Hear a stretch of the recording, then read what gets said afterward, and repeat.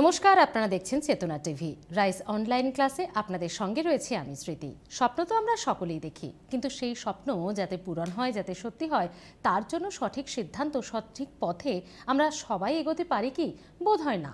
কিছু কিছু সময় আমরা বিভিন্ন কারণে আটকে যাই, কোথাও ভুল সিদ্ধান্ত, কোথাও সঠিক সময়ে সঠিক সিদ্ধান্ত না নিতে পারার একটা চেষ্টা। এই সমস্ত কিছু মিলিয়ে যেন আমরা পাজলড হয়ে যাই। কি করব, কোথায় পড়ব, কতটা পড়ব, এবং এরই পাশাপাশি ঠিক কোন প্রফেশনকে চুজ করব, কোন প্রফেশন আমার জন্য রাইট হবে, এই সমস্ত সিদ্ধান্ত নিতে গিয়ে, সমস্ত ডিসিশন নিতে গিয়ে কোথাও একটা আমরা পাজলড হয়ে যাই যখন আমরা অ্যাটলিস্ট স্টুডেন্ট থাকি সেই সময়টা।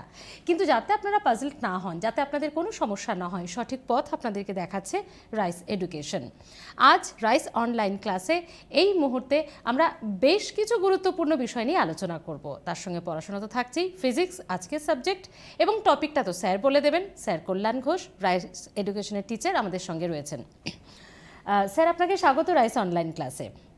ফিজিক্সে এর আগে বেশ কয়েকটা ক্লাস অলরেডি আমরা করেছি। স্যার, আজকের টপিক কি? আজকে যেটা আমরা বলবো সেটা হচ্ছে মেকানিক্সের একটি topic, Newton's lodge of motion.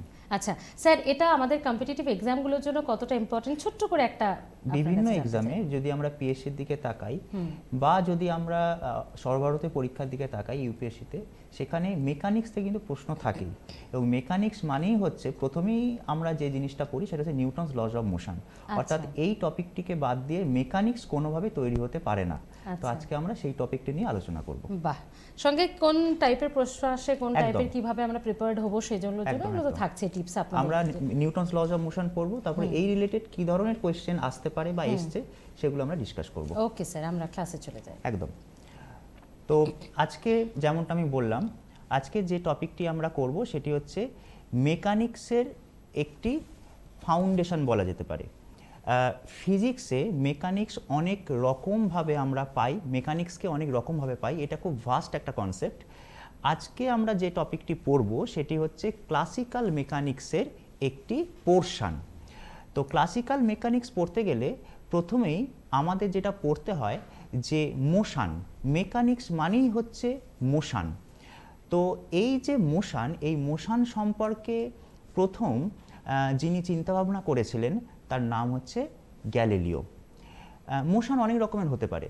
আমি একটা বস্তুকে উপর থেকে ছেড়ে দিলাম, সেই বস্তুটি উপর থেকে নিচে পড়ছে, এটাও একটা যেমন মোশন। আবার একটা বলকে যদি আমি টেবিলের উপর দিয়ে গড়িয়ে দিই তাহলেও কিন্তু বলটা একটা গতি নিয়ে এগোবে, এটাও এক ধরনের মোশন। তাহলে সব রকমের মোশন যেগুলো আমরা দেখি আমাদের চারপাশে, সবগুলো কি একই রকমের? সবগুলোর জন্য কি নিয়ম একই রকম? অণু পরমাণুরও তো গতি আছে, ইলেকট্রনও ঘুরছে, সেটাও তো একটা গতি। তাহলে সেই সমস্ত গতি কি সব এক? একদমই নয়। এই যে মেকানিক্স, এই বিষয়টি যত আমরা পড়ব, যত আমরা জানবো, আমরা বুঝতে পারবো যে আসলে আমরা আমাদের চারপাশে যে জগৎটাকে দেখি, এই জগতে সব গতি আসলে আপাত, অ্যাপারেন্ট। যেমন আমরা কখনোই কোনো কিছুকে আলটিমেট স্থির বলে ভাবতে পারি না, আবার কোনো কিছুকেই আলটিমেট গতিশীল বলেও ভাবতে পারি না। সব কিছুই ডিপেন্ড করছে কোনো না কোনো কিছুর সাপেক্ষে। তো এই সমস্ত বিষয়গুলো নিয়ে আমরা যে জিনিসটি আজকে আলোচনা করব সেটা হচ্ছে Newton's lodge of motion.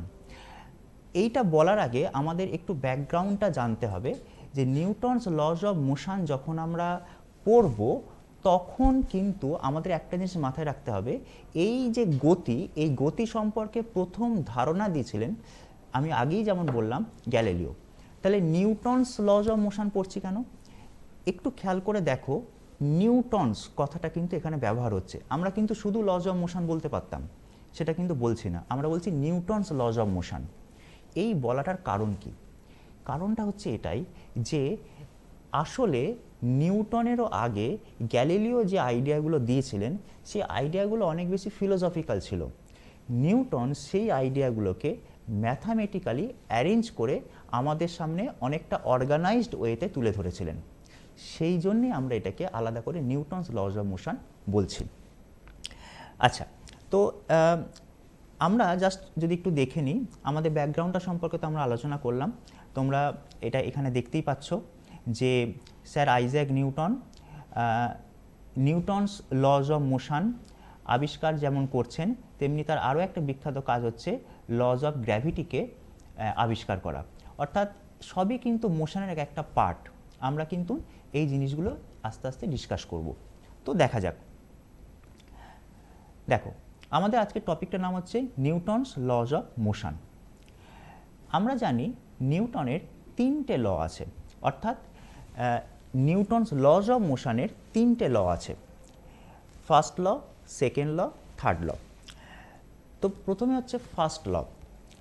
First লটা কি বলছে আমি আগে পড়ি, তারপর বুঝিয়ে বলছি। এখানে ফার্স্ট লতে বলা হচ্ছে every body continues in its state of rest, এখানে আমি একটু আন্ডারলাইন করছি, state of rest or of uniform rectilinear motion. এই রেক্টিলিনিয়ার কথাটা এখানে খুব important. Except if it is acted upon by an unbalanced force, আনব্যালেন্সডের তলে আবার আন্ডারলাইন করছি, টু চেঞ্জ দ্যাট স্টেট। তাহলে কি বলছে, everybody continues in its state of rest or uniform rectilinear motion except if it is acted upon by an unbalanced force to change that state. এই কথাটার মানে কি? এটা তো বইতে লেখা আছে, আমি সহজভাবে কি করে বুঝবো কি বলতে চাইছেন নিউটন এই কথাটার মাধ্যমে? আসলে নিউটন যে কথাটা বলছেন সেটা কিন্তু খুব সহজ একটা জিনিস। আমরা যদি একটু ঠান্ডা মাথায় চিন্তা করি আমরা কিন্তু ব্যাপারটাকে বুঝতে পারবো। কি বলছেন নিউটন? নিউটন বলছেন, ধরো একটা বল রয়েছে, একটা টেবিলের ওপর একটা বল রয়েছে স্থির অবস্থায়। তুমি যতক্ষণ না বাইরে থেকে কোনো ফোর্স অ্যাপ্লাই করছো বা কোনো কিছু সেই বলটার ওপর দিচ্ছ, তাহলে বলটা তো চিরকাল এক জায়গাতেই থেকে যাবে, ও তো সরবে না, ও তো চেঞ্জ করবে না নিজেকে। তাহলে এই যে শুরুতে যে অবস্থায় ছিল অর্থাৎ স্থির অবস্থাটা, এইটাকেই সে বজায় রাখার চেষ্টা করছে। তার মানে সে নিজের যে ইনার্শিয়া, সেই ইনার্শিয়াটাকে মেনটেন করার চেষ্টা করছে। এখানে কি ধরনের ইনার্শিয়া? ইনার্শিয়ার কথাটা একটু নতুন, আমি এটাকে এক্সপ্লেন করব কি জিনিস এটা। এখানে হচ্ছে ইনার্শিয়া অফ রেস্ট, অর্থাৎ শুরুতে যে অবস্থায় ছিল সেই অবস্থাটাকে মেনটেন করার যে টেন্ডেন্সি, এইটাই হচ্ছে আমাদের ক্ষেত্রে ইনার্শিয়া। দ্বিতীয় কথা, তার মানে যে বস্তুটা স্থির ছিল সেটা স্থির অবস্থাতেই থাকবে। আর যদি শুরু থেকেই কোনো বস্তু গতিশীল থাকে, যেমন সূর্যের চারিদিকে পৃথিবী ঘুরছে, পৃথিবীর চারিদিকে চাঁদ ঘুরছে, তাহলে এগুলো তো চিরন্তন সত্য, আগেও সেটা রিভলভ করেছে, আজও করছে, ভবিষ্যতেও করবে। তাহলে এই যে মোশন, এই যে পারপিচুয়াল মোশন, অবিরাম গতি কেন হচ্ছে? নিশ্চয়ই বাইরে থেকে কোনো বাধা সে পাচ্ছে না বলেই সেই কাজটা করছে। তার মানে বাইরে থেকে যদি তুমি ফোর্স অ্যাপ্লাই না করো, তাহলে যে বস্তুটা শুরুতে স্থির অবস্থায় আছে সেটা স্থির অবস্থাতেই থাকবে, আর যেটা গতিশীল অবস্থায় রয়েছে সেটা গতিশীল অবস্থাতেই থাকবে। এই সহজ কথাটি নিউটন তার ফর্মুলার মধ্যে দিয়ে বললেন। তো আমরা আরেকটু ভালো করে এটাকে বোঝার চেষ্টা করি। দেখো, এই ফার্স্ট ল কি মিন করছে আমাদেরকে, অর্থাৎ আমি এতক্ষণ ধরে যে জিনিসটা তোমাদেরকে বোঝালাম সেই জিনিসটা এখানে একটু পয়েন্ট পয়েন্ট করে বলা আছে। দেখো, an object will keep doing what it is doing unless acted upon by an unbalanced force. এই আনব্যালেন্সড ফোর্স সম্পর্কে আমি একটু পরে বলছি কি জিনিস এটা। তার মানে বাইরে থেকে কোনো রকম ফোর্স অ্যাপ্লাই না করলে বস্তুটা যে অবস্থায় আছে সেই অবস্থাতেই থাকতে চাইবে। দেখো, an object at rest will remain at rest, আমি এক্সপ্লেন করলাম বিষয়টা কি। Next, an object in motion will remain in motion, একই কথা, যেটা শুরুতে গতিশীল ছিল সেটা গতিশীল অবস্থাতেই থাকবে। Next, if the forces are balanced there is no change, if the forces are balanced there is no change. Next, in motion and therefore no acceleration. Acceleration কখন হবে? যদি ফোর্স দিই তবে অ্যাক্সেলারেশন হবে। এই বিষয়গুলো নিয়ে আমরা আস্তে আস্তে আরও ডিটেলসে ডিসকাস করছি। এটা তো এতক্ষণ যা কিছু বললাম এটা গেল হচ্ছে ফার্স্ট ল, এবং ফার্স্ট ল থেকে আমরা ফার্স্ট লটার মানে কি সেটা বোঝার চেষ্টা করলাম। এইবারে আমাদের কম্পারেটিভ ফিল্ডের জন্যে ফার্স্ট ল থেকে আমাদের কি কি জিনিস মাথায় রাখতে হবে সেটাকে আমরা একটু দেখে নিই। এই যে স্লাইডটা দেখছো এটা পিওরলি হচ্ছে আমাদের কম্পারেটিভ ফিল্ডের দিকে তাকিয়ে এটা করা হয়েছে। দেখো, আমাদের কি কি লাগবে পরীক্ষার জন্য, কি কি লাগবে? ফার্স্টে হচ্ছে concept or definition of force, অর্থাৎ বলের ধারণা, ফোর্সের কনসেপ্ট, ফোর্স মানে কি, এই জিনিসটা আমরা ফার্স্ট ল থেকে জানতে পারলাম। কিভাবে জানতে পারলাম? ওই যে বলা হচ্ছে বাইরে থেকে যদি কোনো কিছু তুমি প্রয়োগ করো তবেই বস্তুটা অবস্থার পরিবর্তন করবে। যদি সেই জিনিসটা প্রয়োগ না করো তাহলে বস্তুটার অবস্থার পরিবর্তন হবে না, স্টেট চেঞ্জ করবে না। তার মানে যে জিনিসটা তুমি বাইরে থেকে প্রয়োগ করলে বস্তুটার অবস্থার পরিবর্তন করা সম্ভব, সেটা কি ফোর্স বলবে? তাহলে এইটা আমি কোথা থেকে পাচ্ছি, কোথা থেকে জানতে পারছি? নিউটনের ল থেকে জানতে পারছি। নেক্সট হচ্ছে কনসেপ্ট অফ ইনার্শিয়া। ইনার্শিয়া ব্যাপারটা কি? ইনার্শিয়া মানেই হচ্ছে যে বস্তু শুরুতে যে অবস্থায় রয়েছে, যে স্টেটে রয়েছে, সেই স্টেটটাকে মেনটেন করার যে এবিলিটি, কন্টিনিউ করার যে এবিলিটি, সেটাকেই বলছি ইনার্শিয়া। বলা বাহুল্য ইনার্শিয়া অনেকগুলো ফ্যাক্টরের উপর ডিপেন্ড করে। তার মধ্যে একটা হচ্ছে মাস, অর্থাৎ যার মাস যত বেশি তার ইনার্শিয়া তত বেশি। একটা জিনিস যত ভারী হবে তত সেই জিনিসটাকে সরাতে বেশি কষ্ট করতে হবে, তার মানে ইনার্শিয়াটা বাড়ছে। নেক্সট হচ্ছে concept of reference frame or inertial frame. Concept of reference frame or inertial frame, এইটা খুব ভাইটাল একটা কনসেপ্ট। এর মধ্যে অনেক কিছু লুকিয়ে আছে, অর্থাৎ এই একটা ছোট্ট কথার মধ্যে নিউটন অনেকগুলো জিনিস বুঝিয়েছেন। তো আমি জাস্ট একটু ডিসকাস করে নিচ্ছি, যতটা তোমাদের পরীক্ষায় কাজে লাগবে। রেফারেন্স ফ্রেম বা ইনার্শিয়াল ফ্রেম, এই জিনিসটা কি? কাকে ইনার্শিয়াল ফ্রেম বলে, কাকে রেফারেন্স ফ্রেম বলে? আমি তোমাদেরকে একটা এক্সাম্পল দিয়ে বোঝাবার চেষ্টা করছি। ধরো দুটো ট্রেন পাশাপাশি যাচ্ছে একই স্পিড নিয়ে, দুটো ট্রেন একই ডিরেকশানে পাশাপাশি যাচ্ছে, সেম ডিরেকশানে, তাদের স্পিডটা সেম। এবারে জানলার পাশে দুজন প্যাসেঞ্জার বসে রয়েছে, অর্থাৎ প্রথম ট্রেনের জানলার পাশে একজন, দ্বিতীয় ট্রেনের জানলার পাশে আরেকজন। দুটো ট্রেন পাশাপাশি যাচ্ছে একই দিকে, একই গতি নিয়ে। তাহলে এবার আমি যদি প্রশ্ন করি যে আচ্ছা, প্রথম ট্রেনের প্যাসেঞ্জার দ্বিতীয় ট্রেনের প্যাসেঞ্জারকে কি অবস্থায় দেখবে? তার উত্তর কি হবে? তার উত্তর হবে যে না, ও তো একই জায়গায় বসে রয়েছে, সে তো একই জায়গায় স্থির অবস্থায় বসে রয়েছে।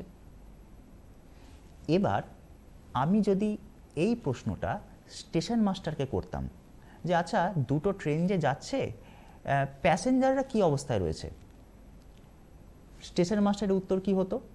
যে না, ওই তো দুটো ট্রেন পাশাপাশি চলে গেল, প্যাসেঞ্জারও ট্রেনের সাথে সাথে এগিয়ে গেল। তার মানে দেখো, প্রশ্ন ছিল একটাই, প্যাসেঞ্জারদের অবস্থাটা কি? আমি দুজনের কাছ থেকে দুরকম উত্তর পেয়েছি, অথচ দুটোই সত্যি, কেউ কিন্তু মিথ্যে কথা বলেনি। ট্রেনের প্যাসেঞ্জারও ঠিক বলেছে যে পাশের ট্রেনের প্যাসেঞ্জারটি একই জায়গায় বসে রয়েছে চুপ করে, আবার স্টেশন মাস্টারও কিন্তু ঠিক উত্তর দিয়েছে। তাহলে সমস্যাটা কোথায়, গণ্ডগোলটা কোথায় হলো? আসলে সমস্যাটা হচ্ছে দৃষ্টিভঙ্গির, রেফারেন্স ফ্রেম। প্রত্যেকেই তার নিজের রেফারেন্স ফ্রেমে ঠিক উত্তরটা দিয়েছে। সেই জন্যে আমরা আমাদের চারপাশের জগৎকে যেরকম দেখি, সবসময় যে সেটা সত্যি হবে এমনটা নয়।